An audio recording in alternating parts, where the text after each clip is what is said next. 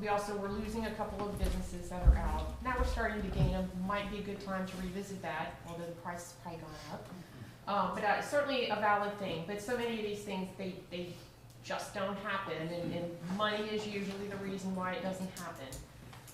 The market, yeah, we've been talking about the market quite a bit, but it's not, you know, I guess if you're going to throw together a market for a quick one to do at a concert, but you know, I think it needs to be better planned. I think it needs to occur at the market stand because that's what makes us unique.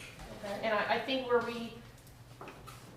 I think we'd be wrong to put it together quickly. You know, it needs to be thought out well, marketed well, so when it goes, it succeeds. This is part of the conversation you had mentioned about the farmers market. Yeah. I know I mentioned about the concerts and built in. The thing about the, from a community development standpoint, the thing about the farmers market, I visited a lot of farmers markets, got cards from people and stuff. We need, if we do something like that in the back there, we need critical mass. There's already I go to other business associations and hear the same thing. Well, our farmers market is hanging on. There's a couple people that come, Springfield Township, Wyoming, and what they're doing is they're all having it on similar days. That's what was nice about the Wednesday night. But if we're going to do something back there, we would need to, even to the point of maybe subsidizing for a period of time, getting critical mass where people can count on it. You don't want to go to a farmer's market. There's a bread vendor, a greeting card person, and a honey person, and that's it. You want to go where you could actually get something more than one thing. And to be another, I think we can't limp out there. If we're going to do something back there, we got all the reason to do it. Right. We really need to align our forces and be committed.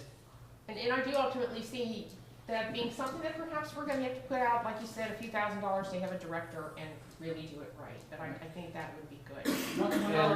And the reason the farmers market died here before, we were tied in, it was called tailgate market. So we were part of it. So they were here one day, they were down in Springfield Township, so it was the same group. They had 6 different locations or 5 different locations they operated out of, and ours was one. But it got down to the point where you only had a couple people showing up at certain seasons, and one of the reasons back at that time when it ended, it was mainly farmers coming and selling things, and the farmers in Hamilton County were dying off, the farms were going away. It also benefited us at that time when the Soil and Water Conservation Office was located in the American Legion building, and so we had a lot of the farmers always coming to them for different things. So in the early days of our farmers market, you would have half a dozen to 10 actual farmers down there selling things. And then basically when it ended, it was down to like a couple. And if you had a bad growing season, they didn't show up. And so these people decided that there wasn't enough business. Well, and it's definitely coming back. You know, it's coming back. But as the emphasis on fresh food, sure, is coming back. But I'm thinking, do you guys want, I'm just asking a process question, do you want to continue this discussion and not do the green belt, or do you want to move to the green belt? Because we're going to have to do one or the other. I think we need to get our heads together and we can come back and have a plan and go from there, because this could go on for a long time and it's all real solid conversation. Okay. Could I just say one more thing though? My latest thought on the situation with the garbage down at the shopping center, it kind of goes back to the point I made for 2014. We're going to do what we can to keep the appearance of the place, you know, as best we can. I thought about putting trash cans out by the lamp posts. The lamp posts are on our property. We could be then responsible for picking it up. It might help. That's what I thought I would try next. You don't mind if I do that, do it, what I just said, right? You're free to do whatever you Good. want. And looking at that in a different way, the village used to pick up the garbage around the shopping center. And those where those cans were, when we picked up garbage, we picked up the garbage cans. And then we got out of that business, and when we got out of the business, we bought the trash cans for the shopping center as a trade-off for us not having to pick up the garbage anymore. So the village originally provided all those trash cans all around the shopping center. Was that in Barrow then? No. Okay. That was Fienco's. Yeah.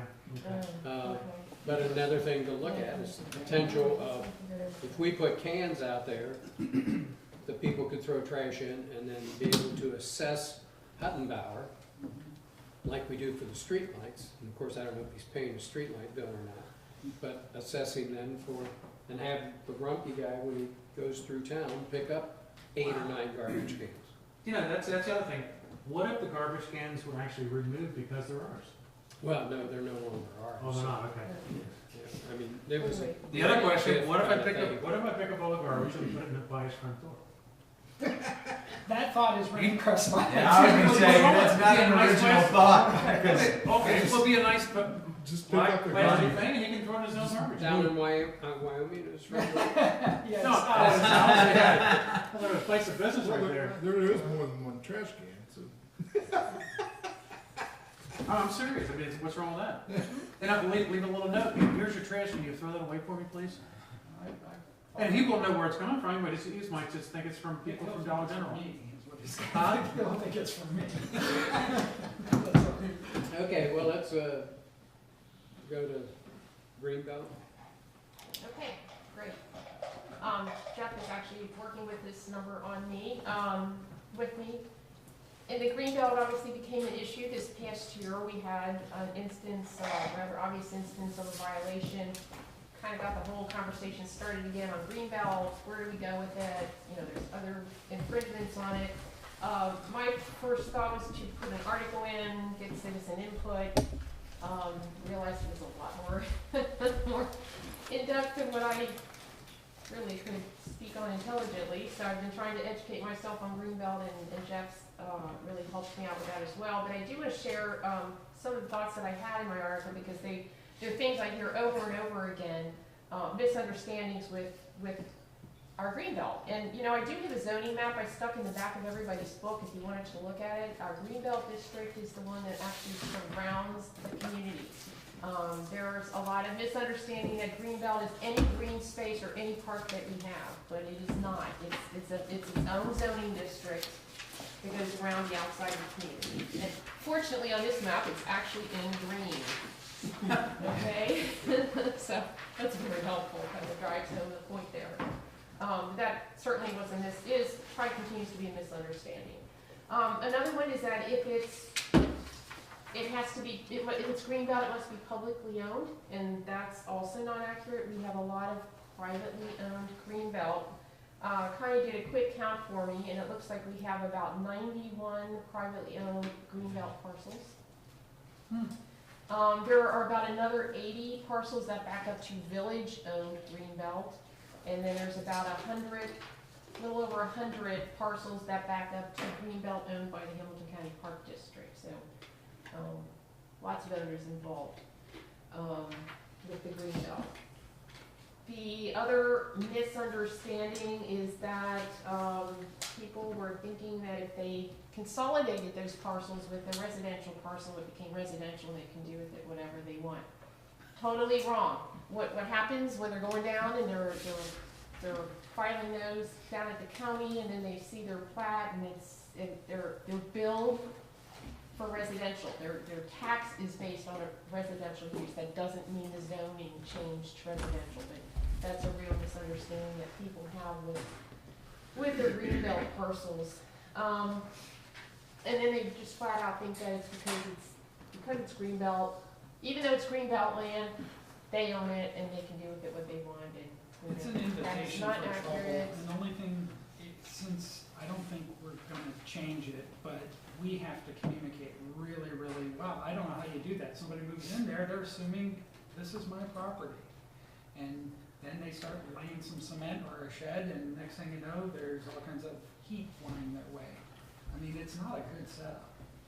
Well, education's definitely part of it, but I think we'll get to like deeds and stuff like that in a minute. I'm gonna turn it over to Jeff. I just yeah, these are things that I've been hearing a lot of. Again, we have a few issues here. How should we handle the violation? Any violation. It seems obvious, just enforce the code, but I think I want to hear from Jeff on what are the legal implications of doing that? How successful will we be? What do we do with the older violations that currently exist? one of the complications I see is the burden of proof probably that it's on Greenbelt land would fall to us, which then what do? Get a survey of everybody's land and stake it off, and that, seems a little bit unreasonable. Maybe it would be helpful to hear now maybe what about enforcing the code, what the legal history is and implications of It's the interesting. Greenbelt. I'll tell you, the first thing we did is we just sort of pulled a random sample of privately owned Greenbelt pieces to see, we just pulled their deeds. To your point, is there any notice there? Are there any restrictive covenants or deed restrictions or anything? And from what we can tell, there are not. Because, and if you think about it, there wouldn't be. Because it's not any kind of separate deed restriction, it's zoning restriction. So when you buy property, you're charged with doing your own due diligence to find out what the zoning is on that property and what you can and cannot do with it. You would do a title exam, but your title exam doesn't tell you about that. It might show deed restrictions that are there for other reasons, but in this case, when we only pulled the last, we didn't trace it all the way back, but so when these current owners bought that property, there's nothing in their deed that would tell them. So then the next question is, how enforceable are the Greenbelt regulations, the zoning regulations? And it's actually been challenged a few times over the decades. And it's actually gone to the Ohio Supreme Court twice and not gotten an actual final answer. But I'll just, and I shared this with Yvonne the other day, that just some of the research we did was very interesting. I won't bore you with the whole big history lesson because everybody knows the history of the village and how it was created and all that stuff. But I will share this much with you. For a long time, the village did not have a zoning code at all. When it was owned by the federal government, there was no zoning code because there was no need to have a zoning code because you couldn't do anything unless the federal government said you could because they owned everything. Sometime after World War II, the government said, you know what, we're ready to just sell off. We're just going to sell it. We don't want to own all this. And that's when this Greenhills Homeowners Corporation was created. In essence, to buy to buy the village. And so they started this negotiation process with the federal government about how much they were going to pay for all the property, all this stuff. The federal government said, okay, we'll sell it, but before we sell it, we want to make sure that this vision we had of this planned community stays, sort of stays true. So actually, before we sell it, there needs to be a zoning code. So this Greenhills Homeowners Corporation worked with village officials because it was an actual, you were a municipal corporation even then, to adopt the very first zoning code. And this homeowners corporation was right in the mix of that. They had members on the planning commission, had members on council. And part of that very original zoning code included this designation of a greenbelt district, which was just pretty much as you see it here. It was this area that was supposed to surround the village. It was going to keep the village from going out, and it was going to keep all other development from coming in. And it was going to keep this, kind of quaint thing just the way the federal government saw it. So that greenbelt restrictions have been there since the very first zoning code. We got the zoning code approved. Greenhills Homeowners Corporation went back to the federal government and said, actually now we want to renegotiate our purchase price with you because now that we have this greenbelt district that you're not allowed to do anything with, it's not worth as much. So they actually reduced the price and they still bought it. Shortly after that, they sued the village. In fact, it may have even been the city of Greenhills. Maybe it was the village then, but I think it was. And they sued and said, the greenbelt restrictions that don't allow us to do anything with this property basically amount to an unconstitutional taking of our property. And that lawsuit went all the way to the Ohio Supreme Court, and the Ohio Supreme Court said, we are not even going to address whether it's constitutional or not. What we're going to say is, Greenhills Homeowners Corporation, you don't have the right to even challenge the constitutionality of it because you were part of creating it. So, too bad, basically.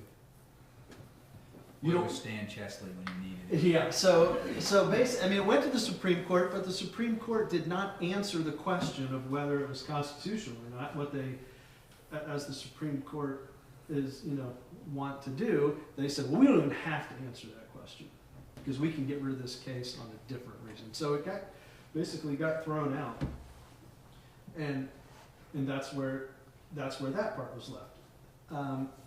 Then the next case, the other case, was what I call the Messiah Lutheran case. In 1968, Messiah Lutheran owned property where the church is located, and it was actually like a 5-acre tract. Part of it was in the Greenbelt, part of it was not in the Greenbelt. The church was on the part not in the Greenbelt. They wanted to expand their parking lot into the Greenbelt. They came to, at that time it was the city, they came to the city of Greenhills to get a permit to put their parking lot on Greenbelt, and it was denied. And they said, denied because if you look at our zoning code, you're not permitted to have that use in the Greenbelt. And this is where you get a little more history on the Greenbelt. When the initial zoning code was adopted in, I think, 1959, the Greenbelt regulations that went in place are basically what you have today. In 1961, the Greenbelt regulations were amended and to allow one more additional use in the Greenbelt, and that happened to be churches and church uses. That happened in 61. Shortly after that, Messiah Lutheran bought the property. Actually, Greenhills Homeowners Corporation, who had bought it originally from the federal government, they sold it to a land development company. Then that land development company sold it to Messiah Lutheran.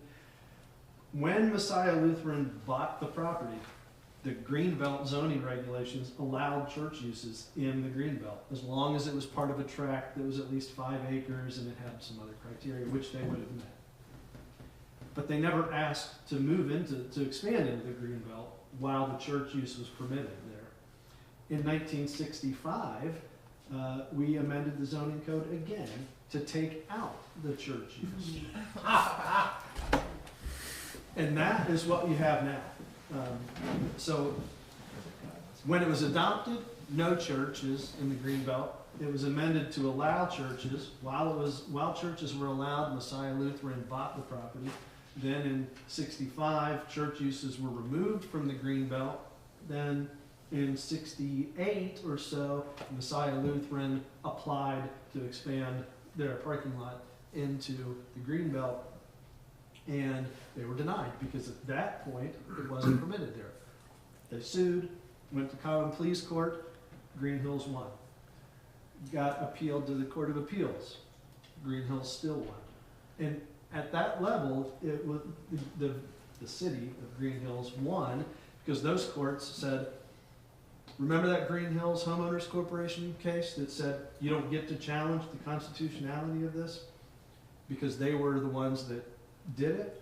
Well, you, church, you're basically, you are there, you're in the line of title, so you just stepped into their shoes, so you don't get to challenge the constitutionality either. That made it all the way up to the Ohio Supreme Court. The Ohio Supreme Court said, no, that's not what we said. We said Greenhills Homeowners Corporation couldn't challenge it. We didn't say nobody else could challenge it. So they kicked it back down to the common pleas court where the Greenhills still won. Then it went to the Court of Appeals for the second time, and that's where the Court of Appeals said, you know what, Now that we're supposed to consider this constitutional question, we will, and we're going to consider it by saying, this is way different than what the original homeowners corporation was talking about, because Messiah Lutheran bought that property, and when they bought the property, they were permitted to have a church use in the Greenbelt district. You changed your code on them, basically, and because they were permitted to have it, but then you changed your code, without saying so much, it was almost like they're saying their grandfather did. Because when they bought that property, they would have been allowed to do it. They don't say that exactly. In fact, what they do is they go a little step further and say, so your Greenbelt regulations are unconstitutional. There are two ways it can be unconstitutional. Either as applied to this very specific case with these very, very narrow facts, or just on its face, it's unconstitutional.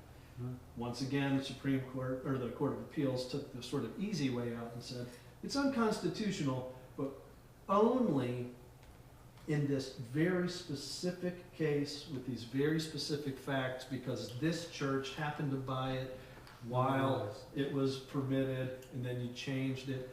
So there is a decision from the Court of Appeals that says that that provision of the Greenbelt District regulations are unconstitutional, but only as it applied to that particular property, and only because of those specific facts and situations. And there's actually some other language in there that would say, but we're certainly not saying that it's unconstitutional on its face and that it's unconstitutional as it's applied to everybody. So when you take all of that stuff into consideration, I know there was a big concern because people were saying, I thought a long time ago we lost this case, and does that mean our Greenbelt regulations are not enforceable? What I'm saying is that's not what it means. Yes, there was that case, but it only applied to that very specific situation. When you read all of that stuff, what it seems to say is zoning in general is a constitutional regulation of property, and that people generally don't have like a vested interest in how they're going to use their property. So I mean, short version, although that was a very long version, is your Greenbelt regulations on its face are constitutional and enforceable. If you're worried about that time you lost back in 1976, because by the way, they applied for it in 68, it took all the way to 76 to get up through the court, back down, and back to where, so that started that started before, Even before I started. before David, it started before Wood and Lamping represented the village. We had, that all started a long time ago. So bottom line is, your Greenbelt regulations, I believe, are legitimate, they are enforceable. There was one time, and if you depending on what kind of very crazy fact pattern might come up, you might end up in a situation, something like that. But in general, what I would tell you is they should be enforceable. Now, I will add that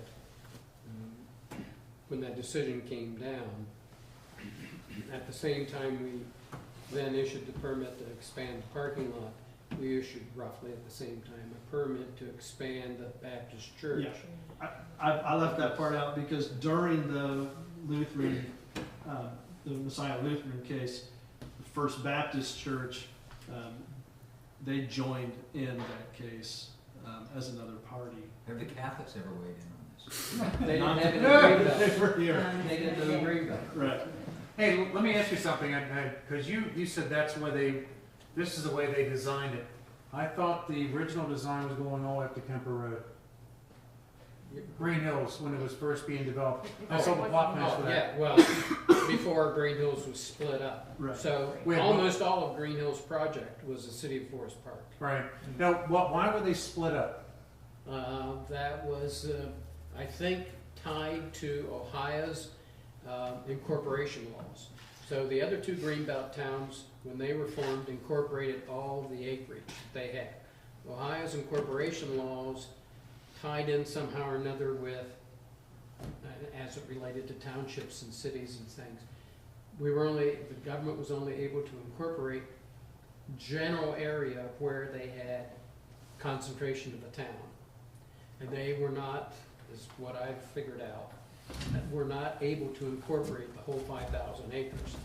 So we were only able to incorporate the core part of the town and some of it around it. So And originally, then- Greenhills is 5,000 acres. Right, Original land.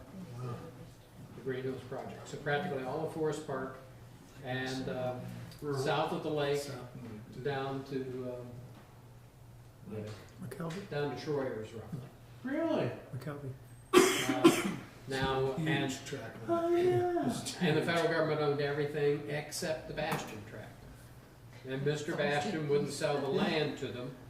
That's And when they that made guy. the final attempt to go there and talk to him, the rumor has it he shot at them and they left and they said, the heck with him, we'll just do everything all around him and, you know, we don't need their piece of land.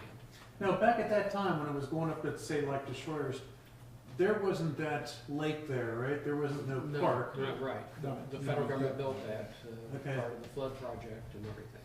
And that's why the federal government still owns it. Now, didn't it And go to then the- Union Central too?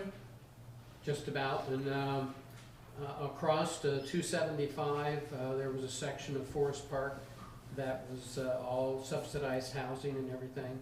So when the federal government sold off the land to Warner and Canner, Yeah. they maintained that part of the land and ended up developing government HUD homes in that section. I forget what you call it, but it's just across the interstate that you can see from 275. So they didn't sell all the land to Marvin Warner and Joseph Canner, but you know, they were out there. Greenhills Homeowners Corporation was only interested in the incorporated part of Greenhills. Gotcha, okay. So where does that leave us on this situation with the back? You know, we've got violation, current violations, previous violations. Right. And again, speaking from a spectrum, and I know this wouldn't sit well just saying it, but I'll say it anyways, is everything from rezoning so that it's all unified and no surprises, all the way to enforcing the heck out of it and dealing with whatever comes of that. What all types of violations do we have? I mean, all just shed violations? I mean, what is Some the fences, nature some of the sheds, violations? certain ones that I'm aware of. Fences and There are sheds, So the fences, current one is yeah. a pad of cement. Right. which I would take as part of a shed.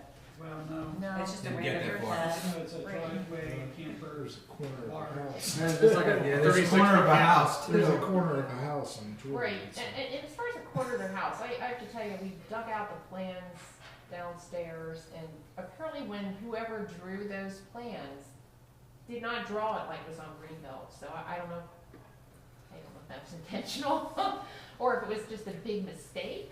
Maybe they But were I'm unaware. gonna guess that, yeah, certainly the people who live there now would have been aware of that, but whoever built it, you know, when you look at where the house is positioned on the site plan, it is not in the Greenbelt, but it was built in the Greenbelt. Right, and just to clarify the context, it's on the person that's buying the house to figure out the zoning and know the Correct. zoning. It would be easy to buy a piece of property, think it's your property, and think that it's all uniform in zoning, and that's not the case, you know, so, not that that justifies anything, but. And that house was owned and built originally by the head of Greenhills Homeowners Corporation.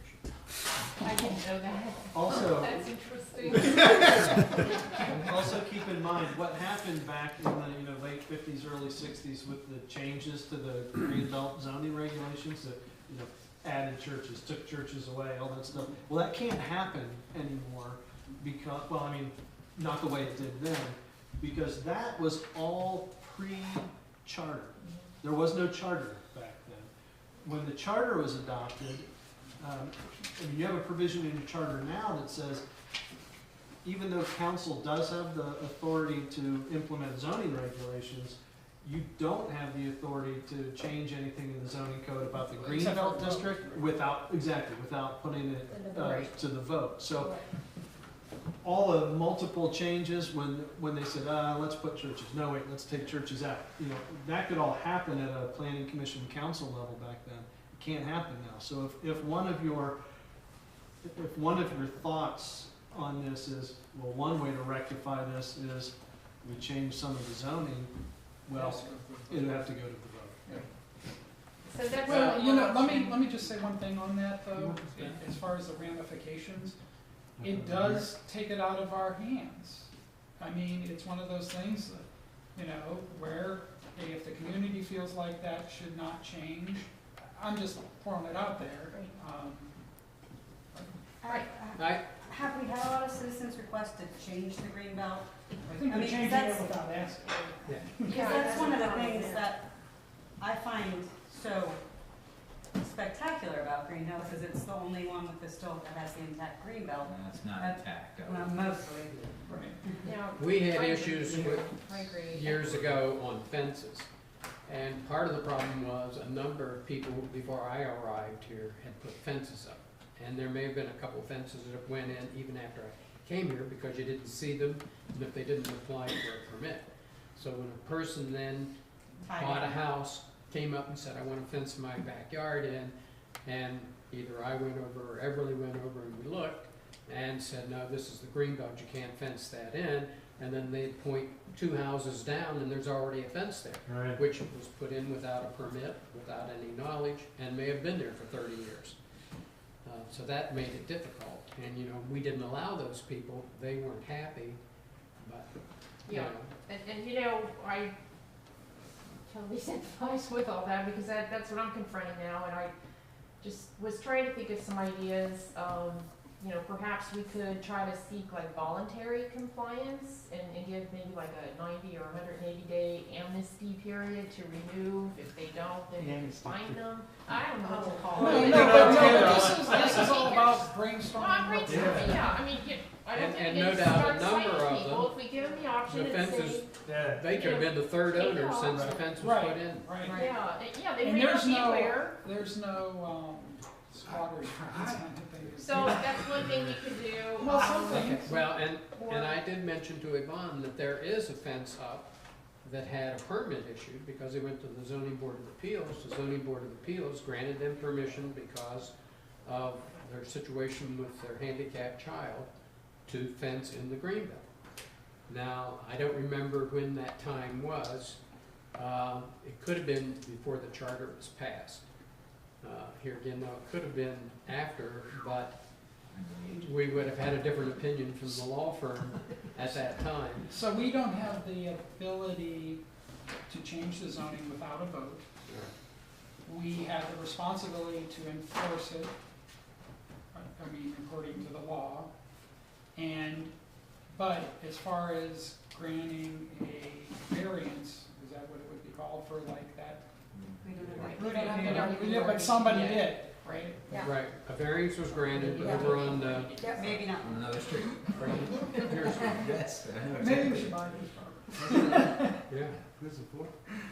And, I mean, what No, is I the can't number remember. It's been of 20 years fences? maybe. Is it Okay. the And we're 91 still people? trying to Is- count that. And what we're looking at now, thankfully, like Google Earth, but you have to catch it at the season. Right. Because it's difficult even from the street to like look back and see how many. And So even it's surveying kind is. of tough. Yeah, And well, I would envision a letter going to every single person that abuts the green belt. Why, if we have a finite amount of staff to do things that make a village operate, and we have a concern about enforcement of building codes at the shopping center, and we have this issue, why is this issue, why does this bubble up as something that we're addressing right now? Well, because I think we have a very obvious violation. Well, there's that complaints for it. Brought out both sides of both sides. There's people complaining about the pad being poured, and if they're allowed to do that, isn't it, is that true? Right. And, just the integrity of the whole green belt. And I have to agree with that. I love the green belt. I think we should keep the green belt. But maybe, Yes. maybe a first step would be, and I don't understand, the whole Google Earth piece is because we don't have the right to check zoning Well, on it's- property? No, it's tough to see to the back of everybody. I mean, granted, we can see some, but we can't see all. But That's do we have the one legal way. right to go into, ask knock on the door and go to the backyard or no? Well, They have that's the legal pretty right to knock on the time-consuming. door and ask to go. No, to I'm the not, backyard. no, I'm just saying, well, here's, Ledger. here's a legitimate, not as an excuse to push it down the road, but a legitimate one would be, we need an inventory of what the situation is. To be guessing on who's got a fence and who has a shed and who has something, I think we would need to know what violations there are, or no? If I lived on the green belt and I had a fence and my fence was right, and I got this note, I would freak out like, oh my God, my fence is wrong. I would have no clue. But if my fence was wrong, you know, I don't wanna cause people to be concerned. What do you mean, If- right? Well, right, if If you it's, can educate them. if my fence did not go into the green belt, Okay. my fence conformed, followed zoning. You was wouldn't get a letter. No, but because we don't know, we would send the letter to everyone on the green belt saying if you have anything. So I think that would actually create the same amount of work as if we had to do the work before we sent the letters out. Yeah, Because every single person is gonna call. Right. right, they will, but again, and from the people who are current violators, somebody said it before, it's exactly what happens. Well, they have the shed there, and they have, what are you gonna do Right. about all those places? But So we almost have to be doing something We have about to those have places. we have the plan, have to have a So plan, if we- right? I mean, if anyone who comes out and asks for something and it's against the zoning violation, obviously we deny. And then if something is pointed out and we notice it's against the zoning, I would still be comfortable sending them a letter because we know about it. I just wouldn't be comfortable sending it to everyone who abuts the green Right. belt No, I without understand. knowing Why, about why it. kick the beehive? But, so, let's think really, really positively and say, we can come up, with God's help, a solution that makes sense and works, and we follow through with it. I still think that it would be wise, I don't know how you do it, but anybody that moves in there should be informed. Now, I guess we can say, well, it's your responsibility, we're just gonna be, this is gonna be a merry-go-round you'll never get off of because of how it's set up. So I don't know how we communicate it, I think, Do you sit down with all the realtors in the Right. area? or when something comes up Do an for sale, educational- Yeah. or do we send out, as part of a packet, can we send zoning map with it? Well, we could, and maybe a special, we need to do a special case probably on the green belt, since we're so unique. Right. Yeah. Okay. In sitting down with realtor firms and giving us them our new resident packet or whatever, so that when they're showing people around, they have our stuff. I mean, that goes with the branding, that would be something that, But I'm not sure Integrity. that's sustainable, because, the realtors change and. right, but if it's not the individual, but like Sipsy Klein, or, Right, you know, right, it the just, bigger ones. and I know a lot of realtors do call communities, to ask about the zoning, to ask, I Right, mean, right. at least the good ones call to ask And about. we're how- usually assuming there's one type of zoning on there. each whole piece of Well, and property. I'd had some people contact me when they were doing title search and to say, why does this property have 2 parcels? Right, And so I was able to tell them that Mhm. history. right. And one other thing is, we'd have to do some research also, depending on the age of the fence on Greenbelt, because there's a chance there have been other fences that may have been given permits by the village, either through zoning variances or what, back in the 50s and the 60s. Well, isn't that an answer to some of the new people, if we're trying to correct current? It's a frickin' quagmire is what the Oh, whole yeah. thing is.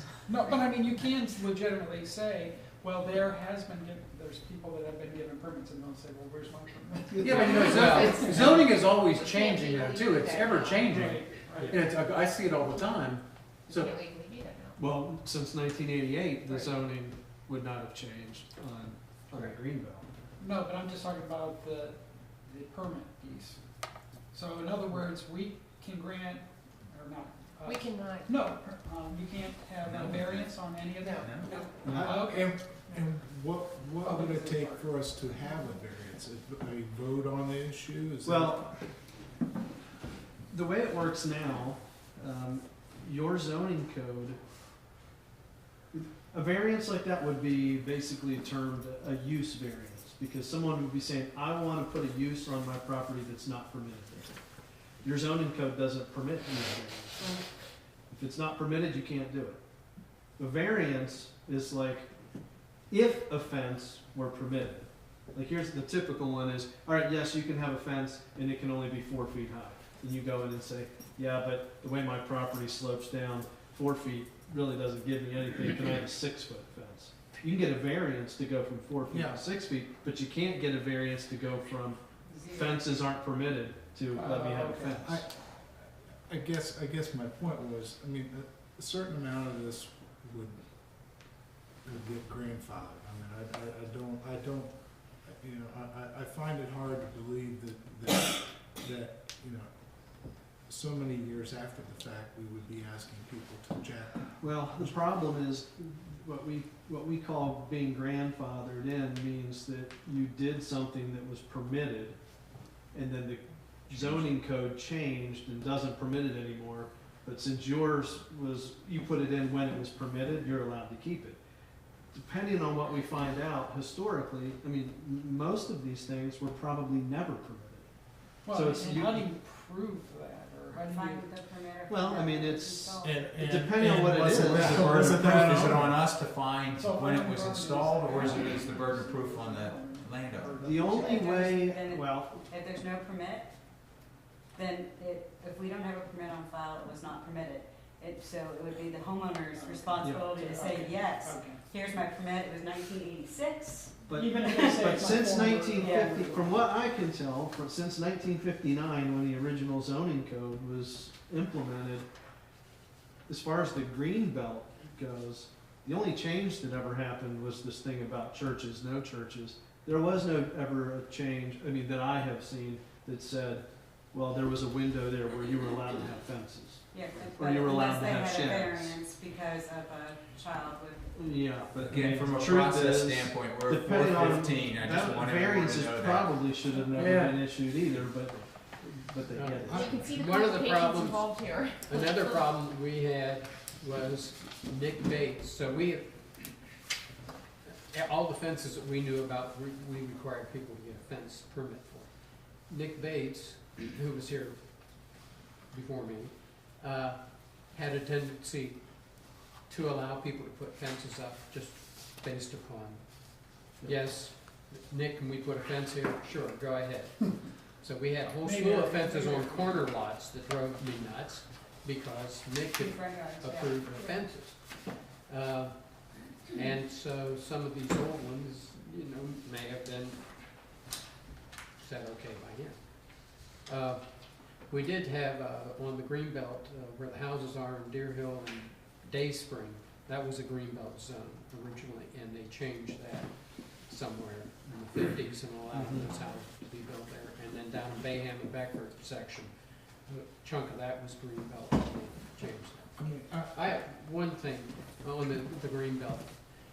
If the Baptist church wants to build additional stuff on their property, are they still probably grandfathered in to being able to do that?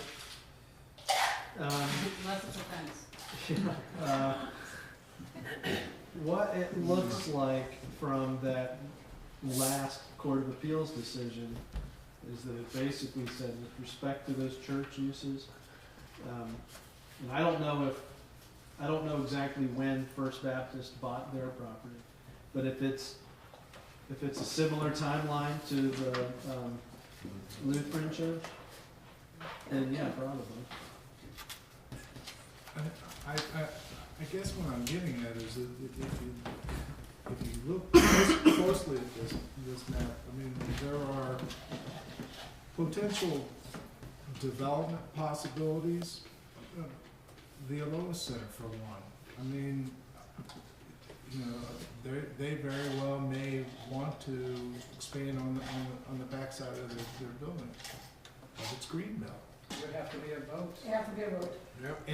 And, you know, And also, if I may suggest, on the last planning commission, meeting that we had, they were ready to grant the variance until, Mr. Dries could stop the whole train going in there. I suggest also that perhaps the new members of the planning commission sit down, perhaps with the village manager or something, to have this kind of conversation about the green belt, so no one jumps into the urge of saying, yes, we grant it to you, and everybody has to say, well, whoa, that's green I belt. don't think anybody's saying that.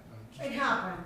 Well, It happened the last one. In regards to that, Jeff Forbes is gonna be present at planning commission meetings, Okay. and he's gonna keep everybody on track and tell them Okay. what our laws I- say. I I mean, he'll have to tell them what our laws say before they start I mean, into it. I'm just saying that if the voters, the citizens of Green Hills see any value in that and would vote for it, I would think that might be something worthwhile to bring up. And there's a lot. Well, of and I think how if this somebody, works. I always told developers if they were interested in some of the greenbelt land, and part of the discussion was the land along Winton Road north of the Legion.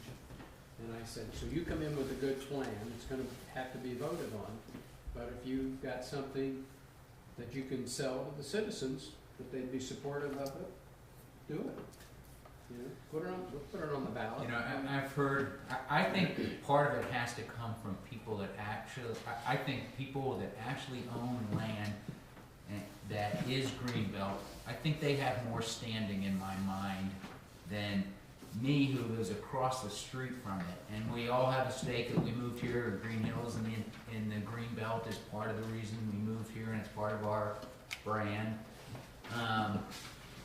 But, you know, when somebody tells me my driveway's illegal and it's because of the greenbelt, yet the park district owns, 40 acres that it's congruent to my land, and I can't use 10 feet for a driveway, doesn't that sound a little ridiculous? I just think this is a really tough issue and a quagmire. It's one of those lose-lose issues. No, but Honestly, I don't wanna see our resources, our time, or our manager, or our staff totally embroiled in this thing, and we lose out on selling residential property, developing the shopping center, creating a brand, executing comprehensive plan, being financially secure. well, we have, basically 3 choices. I mean, we can do nothing, or we could go to one end of the spectrum or the other. The choice is to do nothing. I don't think, but what do you do? What does she say? What does Yvonne say to people when she gets these calls? Because if we do nothing, it get worse. I'm not recommending doing nothing. I'm just saying that it's as complex, and it takes a lot of horsepower hours to figure out what would be best to do. This is an easy one to go, oh, next week we'll talk about it, oh, next month we'll talk about it. So how do we deal with it? Well, how are we dealing with that person that has that problem with the RV and the concrete Well, pool? that's really the main, Have we cited them? no, we not. They Is didn't that get a Livingston? permit, they didn't get a Is that permit Jay to Livingston? No, in fact, they asked, No, they came in. and they that's not Jay Livingston, we're Oh, Baumgartner, then- she's a little drone. Then, yes, I think we it's need that to house. cite They've that. added concrete pad? Well, there was something there before, but they actually extended, before what was there was actually against, Okay. So would we and be in probably Baumgartner's agreement put it in there, I don't to know. cite them? Yes. It's not us, that's not It's our just call what to it's cite somebody. I don't I believe. don't think. No, but it's a strategy, but the strategy behind it, Yeah, 'cause it- it's gonna have a domino effect. I think a decent strategy is if we do learn about something that goes against our zoning code, we should deal with it. It's more Yeah, reactive. and also, to be but- fair, that's a lot different, a slab, when they are already been denied, and doing it anyways, is a lot different than somebody's section of fence, but, Someone moving into a house that had a fence already Right. built. Right. I mean, still, Like you said, it's a quagmire, you're just, so many things have changed. I don't think the over law years. says it's any different. Both are violations. That's right. Okay, I don't know. Like I said, It's a tough. wait, totally different topic, Yeah, on the they- book. they, We put it in spiraling, hoping that as you get other pieces of information that are useful to you, you can keep everything all together in one book. I think it's great. That's Thank great. you very much. Super, and thank you. I know the staff did all the work and you're trying to take credit right now for it. That's how you roll, but. That's how she rolls.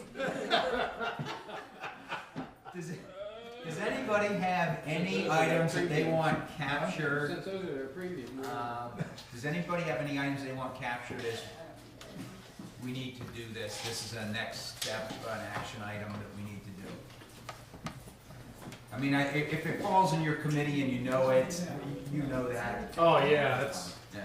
but our commission's committed to You know, certain things we wanna get done here's this year. something, I think we should really get together and talk about roles and responsibilities.